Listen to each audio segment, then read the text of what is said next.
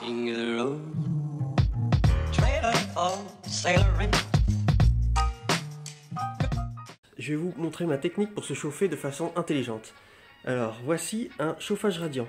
Ce chauffage radiant, c'est le même type de chauffage que l'on trouve sur les terrasses de bars, de cafés, pour pouvoir se chauffer en hiver, et ça permet d'avoir une sensation de chaleur, même s'il fait très froid dehors. Alors, ce chauffage radiant, je l'ai positionné juste au-dessus du canapé, comme ceci.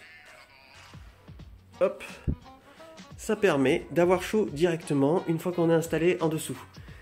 Et donc ce qui est pratique, c'est que ce chauffage radiant, non seulement il nous chauffe directement et de façon instantanée, tout en ne faisant aucun bruit, mais en plus, il chauffe aussi la pièce en second temps. Donc ça permet de chauffer la pièce contre l'humidité, et ça permet d'avoir chaud de façon instantanée et de façon très efficace. Ce qui est très intéressant avec ce chauffage radiant, c'est qu'il est monté sur un pied. Et ce pied me permet de positionner ce chauffage radiant juste au-dessus de la zone que je veux chauffer. Et il a également 3 modes. Alors ça c'est le mode 1, le mode le moins puissant, qui a 650 watts. Là, le mode 2 qui est à 1350 watts. Et le mode 3 qui est à 2000 watts.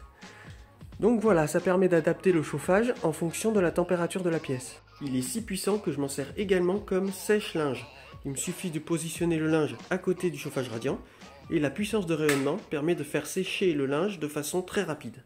À l'origine, les radiateurs qui sont utilisés pour chauffer cette pièce, ce sont des radiateurs qui sont comme celui-là. Et il y en a 3 pour chauffer uniquement une seule pièce. Et il faut savoir qu'un seul de ces radiateurs consomme autant d'électricité que le radiateur radiant. Voici un radiateur classique et voici une personne. Pour que le radiateur classique chauffe une personne, il faut en premier temps l'allumer pour qu'il chauffe l'air. Donc il dépense énormément d'électricité pour pouvoir chauffer l'air entier de la pièce. Et c'est seulement en second temps que l'air entier chauffe la personne.